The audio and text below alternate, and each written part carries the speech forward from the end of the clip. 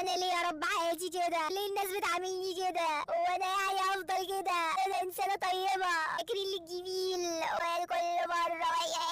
استوقفتني كلمة للإمام جلال الدين الرومي بتقول: العالم كالمرآة ترى فيه ذاتك فلا يفيدك ولا يضرك كسر المرآة. أنا بمشي في الحياة دي طول الوقت وببص على اللي حواليا وهم بيعكسولي، هم مرايتي، بيوروني حاجات عن نفسي جوايا يمكن أنا مش شايفها. فأنا مهما أمشي وأشاور على اللي حواليا وأقول دي مش عارفة بتعمل كذا ودي كذا وده عمل لي وده سوالي، انا بمشي ببص على اللي حواليا، ببص على نفسي اكتشلي. لو انت بتشاور على اللي حواليك بتقول عملوا وسووا وقالوا لي وعملوا لي وضايقوني وضروني وعملوا فيا كذا، انا بمشي بكسر في المرايه دي، بكسر فيهم هم لان هم مرايتي اللي بيوروني. فانا مش هستفاد حاجه لما اكسر المرايه، كمان مش هنضر من حاجه. ليه؟ لان انا هفضل محلك سرمه، يعني مفيش حاجه هتتغير، هفضل واقف مكاني ومفيش اي حاجه هتحصل ولا اي حاجه هتتغير. طيب انا لازم امشي وابص للمرايه دي وابص فيها ايه، ابص لتفاصيلها، ايه اللي بيحصل في المرايه جوه المرايه دي، عشان انا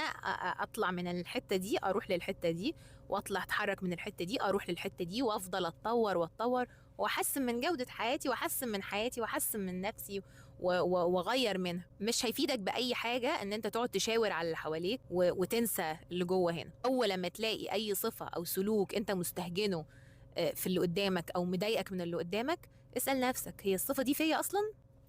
هتبص هتلاقيها فيك غالبا، او هتلاقيها عكسك تماما. اللي حوالينا بييجوا في حياتنا بيدخلوا فيها عشان بيعلمونا دروس معينه. ما ينفعش انا الدرس يجي لحد عندي واقعد اقول ايه ده هي بتعمل كده ليه، ايه ده بصي هي شكلها مش عارفه ايه ده هي بتتكلم كده ليه، ايه ده هي.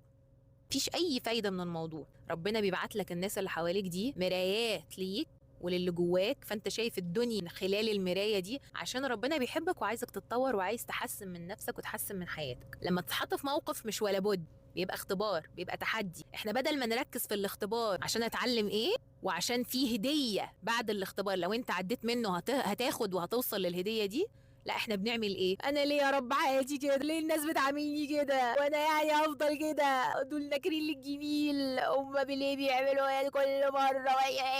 يجي لك تحدي، عدي الاختبار، افهمه، اتعلم اللي بعده.